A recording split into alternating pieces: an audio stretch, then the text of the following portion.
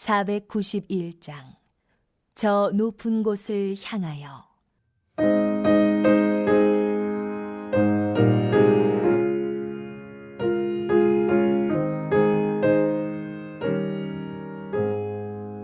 저 높은 곳을 향하여 날마다 나아갑니다. 내 뜻과 정성 모아서 날마다 기도합니다. 내 주여 내 맘 붙드사 그곳에 있게 하소서. 그곳은 빛과 사랑이 언제나 넘치옵니다. 괴로움과 죄가 있는 곳 나 비록 여기 살아도 빛나고 높은 저곳을 날마다 바라봅니다. 내 주여 내 맘 붙드사 그곳에 있게 하소서. 그곳은 빛과 사랑이 언제나 넘치옵니다.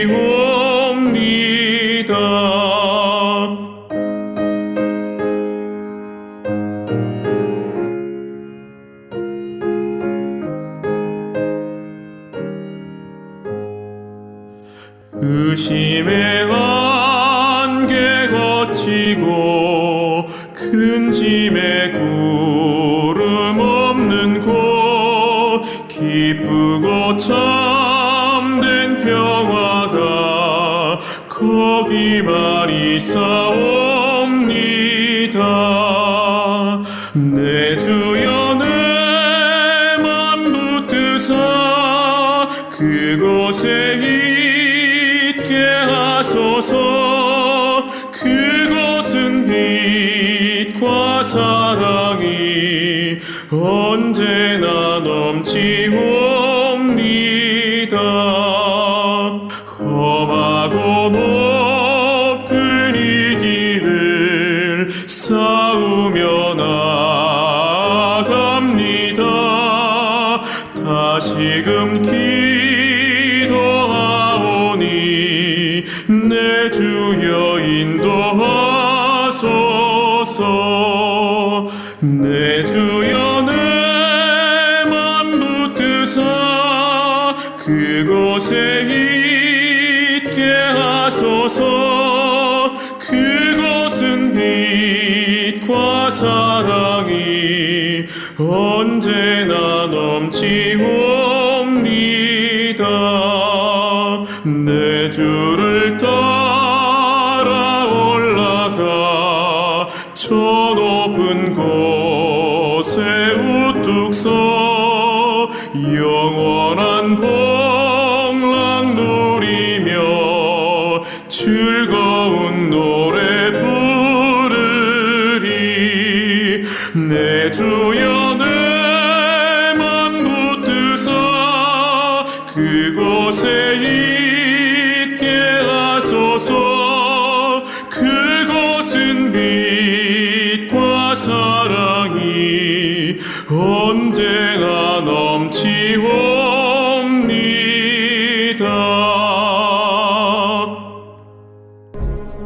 통치자들아, 너희가 정의를 말해야 하거늘 어찌 잠잠하냐? 인자들아, 너희가 올바르게 판결해야 하거늘 어찌 잠잠하냐? 아직도 너희가 중심의 악을 행하며 땅에서 너희 손으로 폭력을 달아주는도다.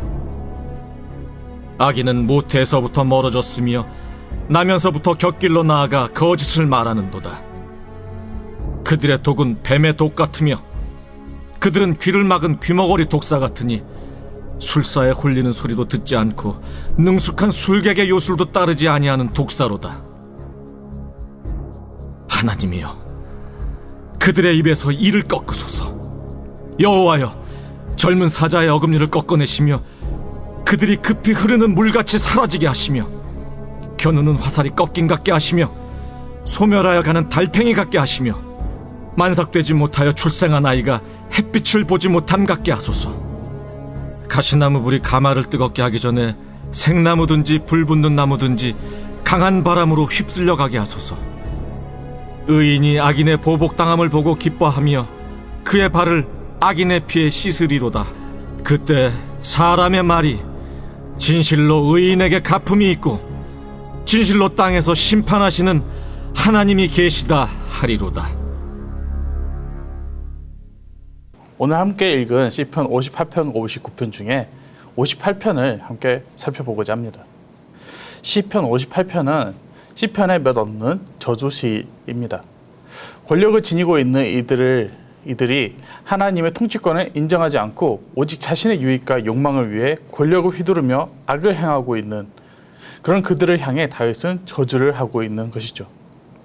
1절에서 5절까지 다윗은 악인들의 행위를 꾸짖고 있고 6절에서 9절까지는 하나님께 이들을 고발하고 있습니다. 그리고 마지막 10절과 11절은 심판을 받은 악인들을 바라보며 하나님께 영광을 올려드리고 있죠. 1절 함께 살펴보겠습니다. 통치자들아, 너희가 정의를 말해야 하거늘 어찌 잠잠하냐? 인자들아, 너희가 올바르게 판결하야 하거늘 어찌 잠잠하냐?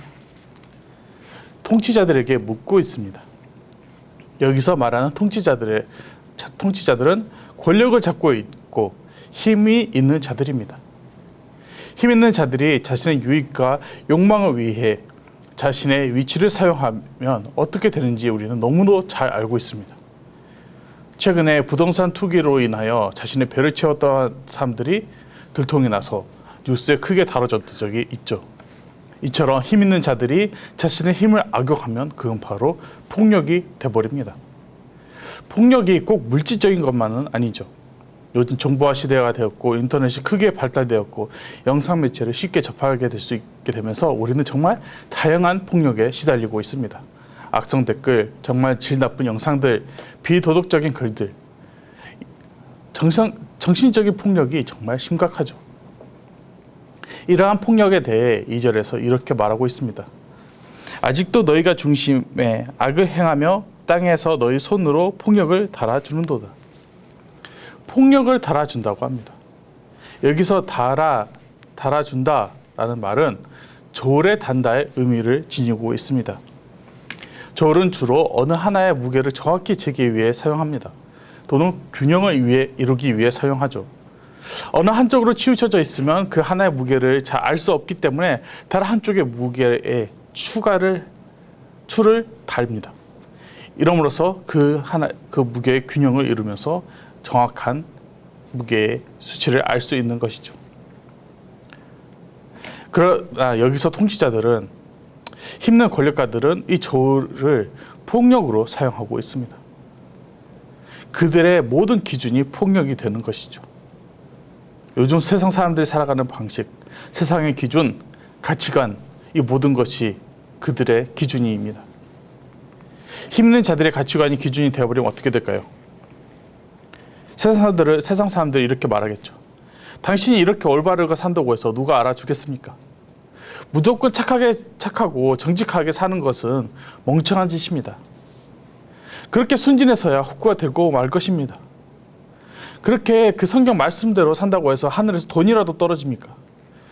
내가 당하지 않으려면 세상에서 사용할 수 있는 모든 수단을 다 사용해서 자신을 지켜야 하고 이득을 취해야 합니다. 이렇게 세상은 우리에게 말을 하며 우리에게 언어폭력을 휘두릅니다. 하나님을 모르고 살아가던 자들의 방식이죠. 이런 말을 듣게 되면 우리는 어떻게 될까요? 우리는 은근히 이런 말을 듣게 되면 흔들리게 됩니다. 그러나 시편에서 이런 이들에게 이렇게 질문을 합니다. 통치자들아, 인자들아, 너희는 세상을 판단하고 판결해야 하는 자리에 있었는데 정의를 말해야 돼야 하는데 왜 지금 입을 다물고 있느냐? 왜 악을 행하고 왜 폭력을 휘두르고 있느냐? 꼭 그렇게까지 살아야만 했느냐 하면서 다윗은 이렇게 이들에게 질문하고 있는 것입니다. 판결을 내리는 위치에 있는 이들입니다. 재판장의 권력을 갖고 있는 것이죠. 그런데 이들은 정의가 아닌 폭력을 휘두르고 있습니다.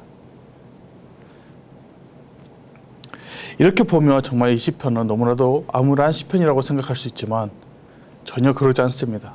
마지막 1절을 한번 보면 이렇게 말하고 있습니다. 그때 사람이 말의 진실로 의인에게 갚음이 있고 진실로 땅에서 심판하시는 하나님이 계시도다 하리로다. 의인에게 갚음이 있고 진실로 땅에서 심판하시는 하나님이 계신다고 고백을 하고 있습니다. 여기서 말하는 갚음은 바로 열매입니다. 즉 의인에게 열매가 있을 것이고 하나님은 하늘에서만 심판하는 것이 아니라 땅에서도 심판하실 것을 약속해 주고 계십니다. 의인은 그동안 당해왔던 그 고통의 그 인내의 기간에 대한 해당되는 그 열매를 하나님께서 주실 것이라고 얘기해 주고 계십니다. 또 하나님은 진실로 이 땅에서 심판하실 것을 약속해 주고 있습니다. 하나님은 우리와 함께 계시며 동행하시면서 이 땅에서 심판하십니다. 결코 하나님은 하늘에서만 심판하는 것이 아니고 이 땅에서도 지금 현재 진행형으로 이 땅에서 심판하고 계십니다. 이 세상에 힘 있는 자들의 폭력의 통치로 인해 고통을 당하며 살아가고 있지만 결국 의인에게 열매가 있을 것이고 이 땅에서 진실로 심판하신 하나님의 계심을 우리는 바라보고 고백하게 될 것입니다. 시편 저자도 이렇게 이 모든 것을 바라보며 하나님께 찬양하고 있는 것이죠. 계속해서 3절과 4절과 5절을 보면 악인들을 소개하고 있습니다. 이들이 얼마나 지독한 이들인지 얼마나 악인주의 악인들인지 보여주고 있는 것이죠. 3절입니다. 악인은 모태에서부터 멀어졌음이며 나면서부터 곁길로 나아가 거짓을 말하는도다. 태어날 때부터 죄인이었고 자라면서도 계속 곁길로 나아간 이들입니다. 이들에게는 남의 것을 탐하고 취하고 빼앗는 것이 삶의 방식이 되어버린 것이죠. 이들에게는 이게 옳은 행동이고 기준이었던 것입니다.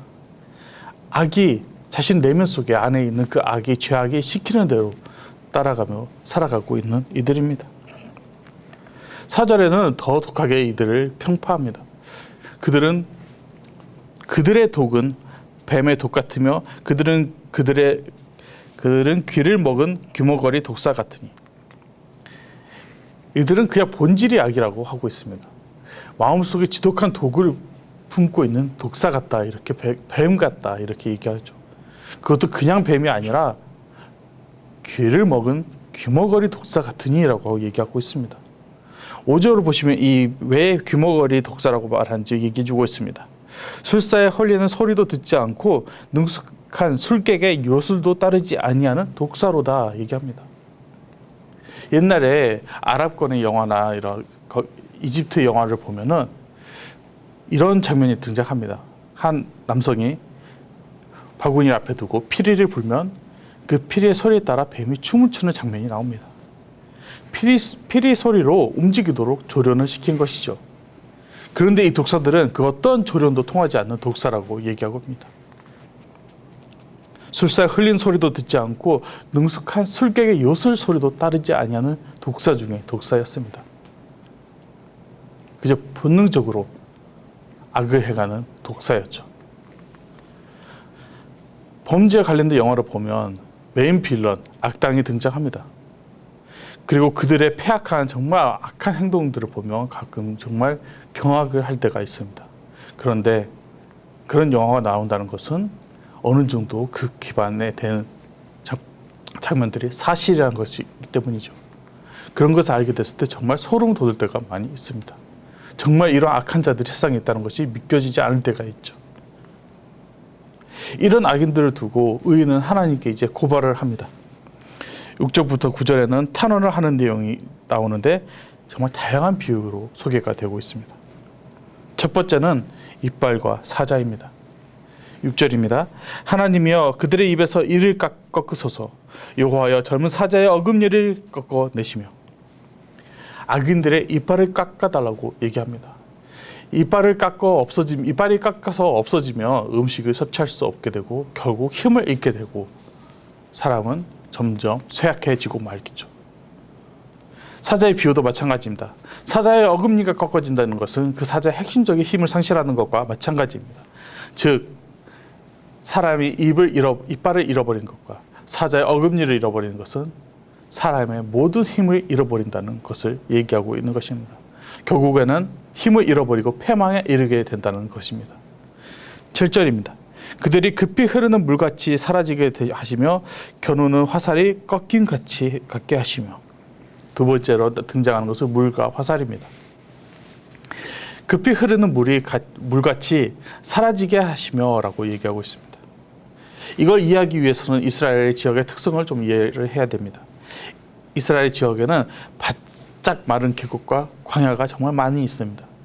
그런 곳에 갑자기 엄청난 비가 내리면 계곡에 물이 차서 강같이 흐르게 된다고 합니다. 그런데 광야라는 특성과 바짝 마른 계곡이기 때문에 물은 흘러내려가면서 순식간에 사라지게 된다고 합니다. 그리고 화살이 꺾인다는 것은 그 화살을 쏠 의미가 사라져버린다는 것이죠.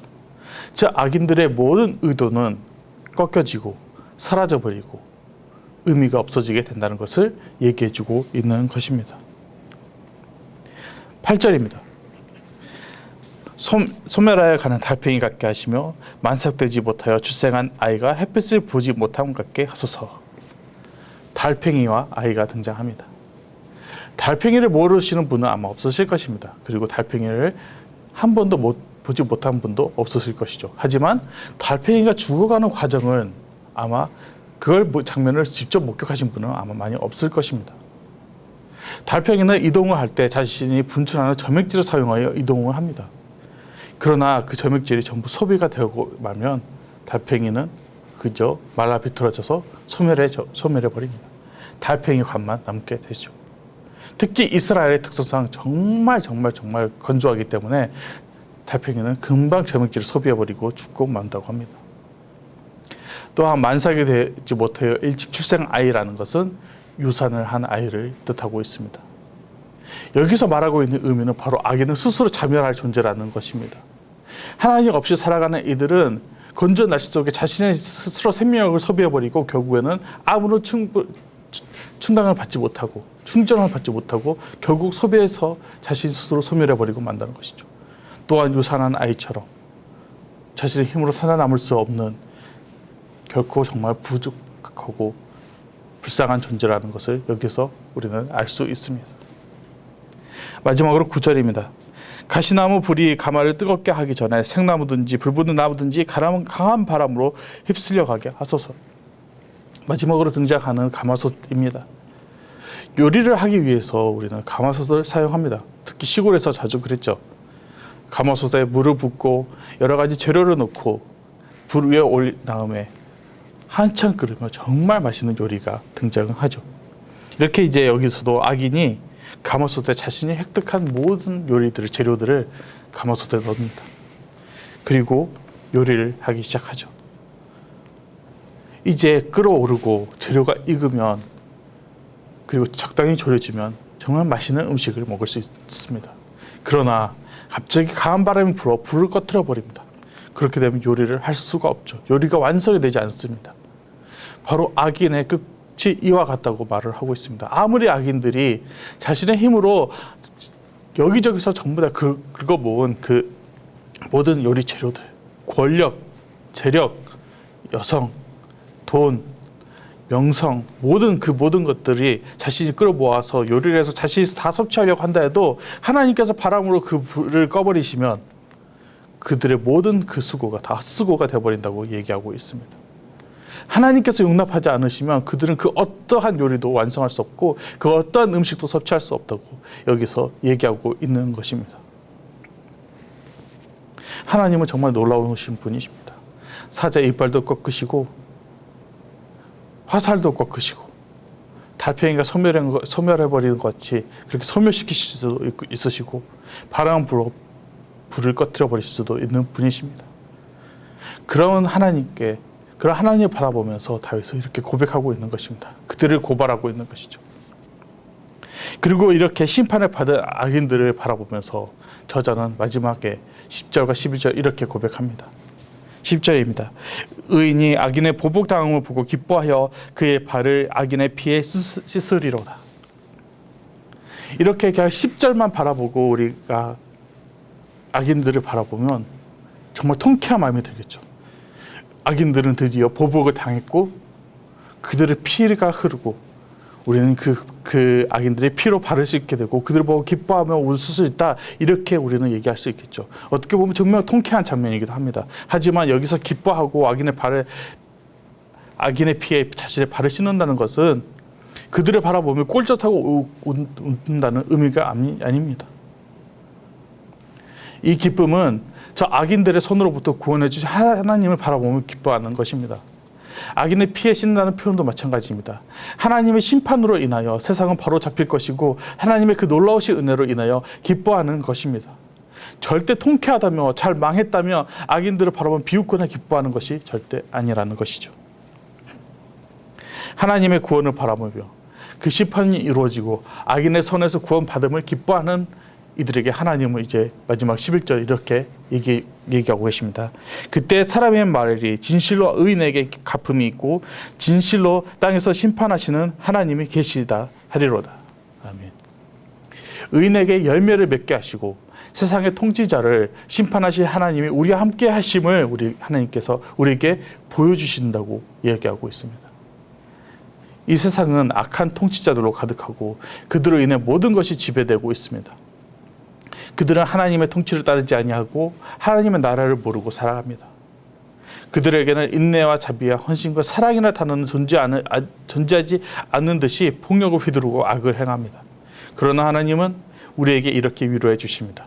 진실로 땅에서 심판을 이루시는 하나님의 계심을 보여주시겠다고 얘기합니다. 하나님은 죄악을 절대 가만히 보고만 계시는 분이 아니십니다.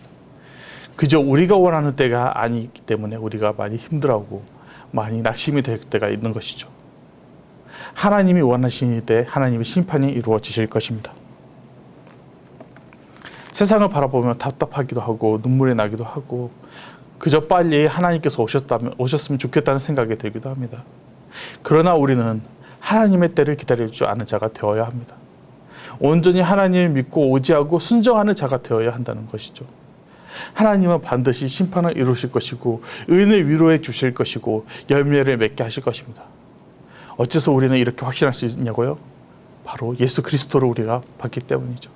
예수 그리스도께서 직접 이 땅에 내려오셔서 그 심판을 이루어 주셨기 때문입니다. 예수님은 십자가에서 세상의 권세, 사망의 권세가 지닌 그 독사의 이빨을, 사자의 이빨을 꺾어버리셨습니다. 물이 흔적도 없이 사라진 것처럼, 화살이 꺾인 것처럼, 달팽이가 소멸하는 것처럼, 가마솥에 불이 붙지 않는 것처럼 모든 권력가와 통치자들의 의도를 꺾으셨고 그들의 모든 계획을 소멸시키셨습니다. 사망을 이기셨습니다. 그 어떠한 유명한 통치자도 이기지 못한 사망을 이기셨습니다. 이러한 그리스도를 보내주신 하나님을 바라보면서 세상의 그 어떤 모습에도 흔들리지 않는 성도 여러분이 되기를 간절히 소망합니다. 기도하겠습니다. 하나님 아버지 찬양합니다. 고난의 현장에서 고통당하고 있고 죽어가고 있고 아무런 희망도 없이 살아가고 있는 우리에게 오셔서 승리를 주시고 회복해 하시고 구원해 주심을 찬양하며 감사드립니다. 여전히 세상은 우리를 공격하고 있고 사탄은 어떻게든 무너뜨리려고 하고 있지만 우리는 이 음부의 권세를 이미 이기시고 사망을 이기신 그리스도의 승리를 바라봅니다. 하나님께서 우리에게 이 땅에서 심판을 이루실 것을 바라봅니다. 의인에게 열매를 맺게 하시고 하나님의 위대하심을 바라보게 하실 그날을 바라보며 여호와 하나님을 찬양하며 나아갑니다. 세상의 그 어떤 유혹과 핍박에도 흔들리지 않고 오히려 세상을 품고 복음을 들고 나아가기에 원하오니 주여 우리와 함께 알려주시고 세상에 사랑을 전한 능력과 용기와 사랑을 부어 주시옵소서. 폭력이 난무하는 이 세상에 한 줄기 빛이 되어주시고 사랑이 되어주신 예수 그리스도의 이름으로 기도드렸습니다. 아멘.